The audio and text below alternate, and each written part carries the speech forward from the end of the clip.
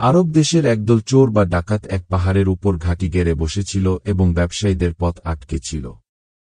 শহরের অধিবাসীরা তাদের চুরি ও ধোঁকাবাজির জন্য সব সময় ভীত থাকত এবং বাদশাহর সৈন্যরা তাদেরকে দমন করতে ব্যর্থ হয়েছিল, কারণ তারা নিজেদের আশ্রয়স্থান পাহাড়ের চূড়ায় করে নিয়েছে।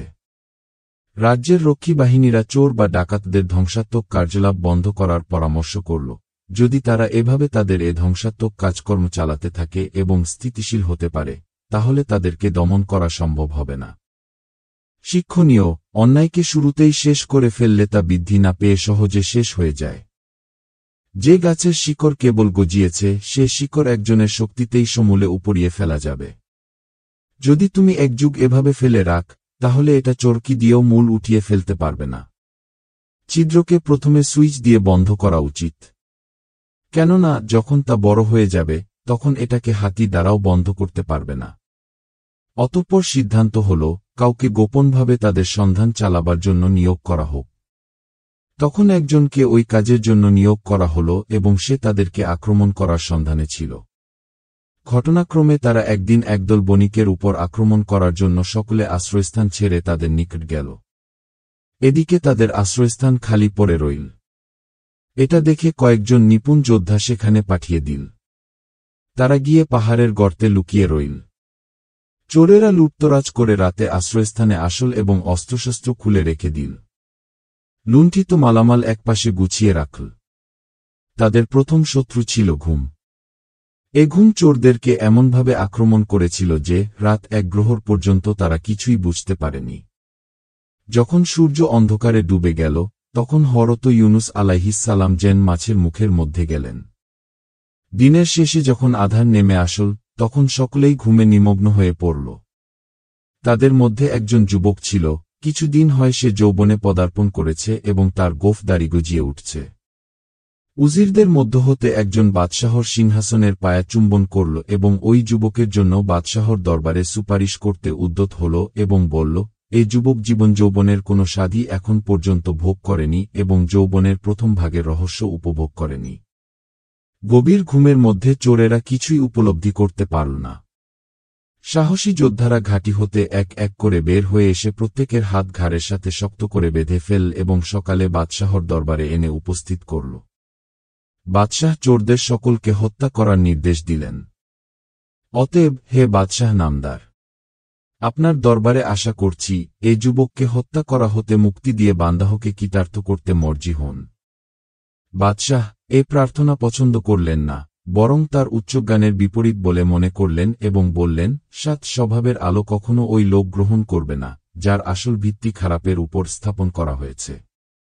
অনুপযুক্তকে লালিত পালিত করা যেমন গম্বুজের উপর আখরুট রাখা। এদের সন্তান সন্ততি ও মাতাপিতা সকলকে ধ্বংস করা উত্তম। কেননা আগুন নিভিয়ে এর প্রজ্বলিত কয়লা বাকি রাখা এবং সাপ মেরে তার বাচ্চা জীবিত রাখা জ্ঞানীদের কাজ নয়। শিক্ষণীয়: প্রতিটি বস্তু তার মূলের দিকে ধাবিত হয়। আর এটাই স্বাভাবিক, কেননা স্বর্ণের খনিতে শুধু স্বর্ণই জন্মে।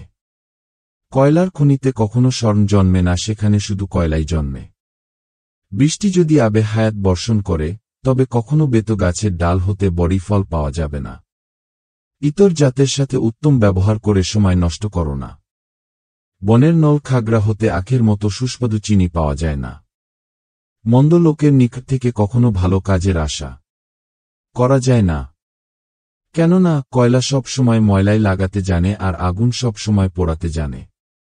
উজির বাদশাহর কথা শুনল এবং বাধ্যগত হিসেবে অপছন্দ হলেও পছন্দ করতে হল। বাদশাহর উত্তম নছিহতের জন্য তার প্রশংসা করল এবং বলল, বাদশাহ নামদার, স্থায়ী হোক তার রাজ্য। যা বলেছেন অতি সত্য কথা বলেছেন। যদি এ বালক খারাপের সাহচর্যে লালিত পালিত হতো, তাহলে তাদের খারাপই গ্রহণ করত এবং তাদের একজন হয়ে যেত। কিন্তু আমি খাকছার আশা পোষণ করি যে উত্তম লোকের সংস্পর্শ পেলে এ বালক জ্ঞানী হবে, কেননা সে এখন পর্যন্ত বালক। জাতীয় দুশমনি ও নাফরমানি করার স্বভাব এখন পর্যন্ত তার অন্তরে প্রবেশ করেনি। হাদিসে মহানবী সাল্লাল্লাহু আলাইহি ওয়াসাল্লাম বলেছেন, প্রতিটি শিশুই সত্য ও স্বাভাবিক ধর্মের উপর জন্ম নেয়। পরে মাতাপিতার তাদেরকে নাসারা, ইহুদি ও মাজুচি করে তোলে। এর পুত্র যখন অসৎ লোকের সাথে মিশে গেল, তখন সে তার নবুয়াতি বংশের মর্যাদা হারিয়ে ফেল। আসহাবে কাহফের কুকুর কয়েকদিন নেককার লোকের সাথে থেকে নেককার হয়ে গেল। উজির এ কথাটা বলল এবং সভাসদের মধ্য হতে একদল সভাসদ তার সুপারিশের সমর্থন করল। তখন বাদশাহ অনিচ্ছা সত্ত্বেও ওই বালকের শিরচ্ছেদের আদেশ রহিম করলেন এবং বললেন, যদিও ক্ষমা দিলাম কিন্তু এটা আমি ভালো মনে করলাম না। তুমি কি জান রুস্তমের পিতা জাল রুস্তমকে কি বলেছিলেন? শত্রুকে কখনো দুর্বল ও ছোট মনে করো না। আমি অনেক দেখেছি পানি প্রবাহিত হওয়ার স্থান প্রথমে ছোট থাকে, যখন বড় হয় তখন এটা দিয়ে বড় বড় বস্তু এবং উষ্ট ভাসিয়ে নিয়ে যেতে পারে। অবশেষে উজির সাহেব বালকটিকে অতি গৌরবের সাথে লালন পালন করতে লাগলেন এবং একজন বিচক্ষণ জ্ঞানী ওস্তাদ তার শিক্ষাদীক্ষার জন্য নিযুক্ত করলেন। তিনি বালকটিকে উত্তমরূপে চালচলন ও আচার ব্যবহার শিক্ষা দিলেন। বাদশাহ ও আমিরদের সাথে কিভাবে কথা বলতে হয় তা শিখালেন। সকলের দৃষ্টিতে বালক উত্তম চরিত্রের মানুষ বলে মনে হল।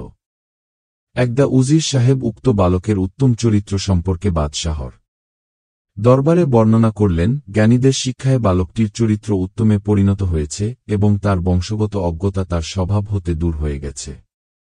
বাদশাহ উজিরের কথা শুনে আনন্দিত হয়ে মৃদু হেসে বললেন, এ কথাই সত্য, চিতাবাঘের বাচ্চা চিতাবাঘই হবে।